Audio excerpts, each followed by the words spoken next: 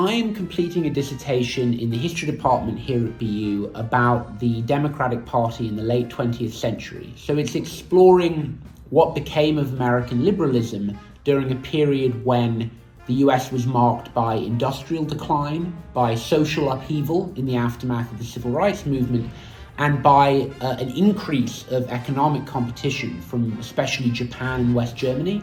And it's essentially about how the Democratic Party and liberals responded to these challenges that really changed the face of American society in a way that we are still living with today. And so the protagonists of my dissertation are figures like Bill Clinton, Michael Dukakis, and Jimmy Carter is sort of the main figure in the first part of my project. I'm working on finishing my dissertation in the build-up to a pretty momentous election that's going to change the course of US politics in 2024. And I think something important to bear in mind is that a lot of historians, but also a lot of, I think, members of the public have quite a negative view of the way in which the Democratic Party's changed in the last sort of 30 or 40 years. It's especially true when I'm writing my final chapter I'm working on now about Bill Clinton, who's become sort of a popular bogeyman for the left and the right.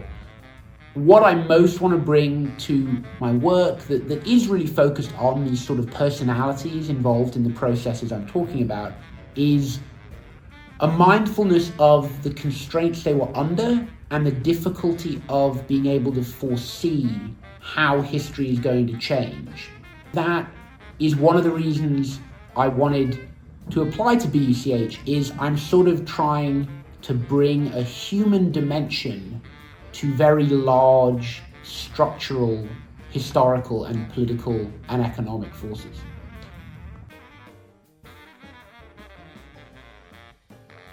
Quite a bit of my dissertation was based on old-fashioned archival research. I visited something like 24 archives in about 8 different states, and a lot of that is sitting in rooms that are sometimes too cold, sometimes not very well lit, taking photographs of documents produced at the time, handwritten, typed, and that sort of thing. But I also try and engage with sort of cultural products to some extent in my dissertation. And normally what form that takes is how were some of these major trends in the period reflected in popular culture. And that can involve rewatching Die Hard, rewatching Do the Right Thing, films that sort of shed a light on the social and political trends that I'm studying. And then towards the end of my dissertation project, I've started conducting oral history interviews with some of the major figures who I write about, and that's probably the sort of most methodologically ambitious that I'm trying to be. And I used some oral histories that were conducted at the time, and it gave me the idea to try and do some of my own. And it's actually really fascinating because other than getting first-hand testimony, it's also interesting to observe how historical figures change their interpretation of events over time.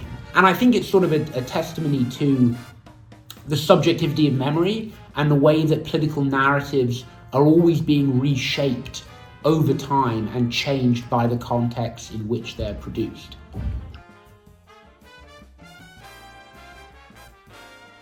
Well, I suppose it's obvious, but the thing I'm most looking forward to is reading the work of my colleagues. It's really possible to get very in the weeds of reading about Bill Clinton, thinking about Bill Clinton, or reading about Jimmy Carter, thinking about Jimmy Carter. And it'll be great to actually read and interact with work from very different disciplines.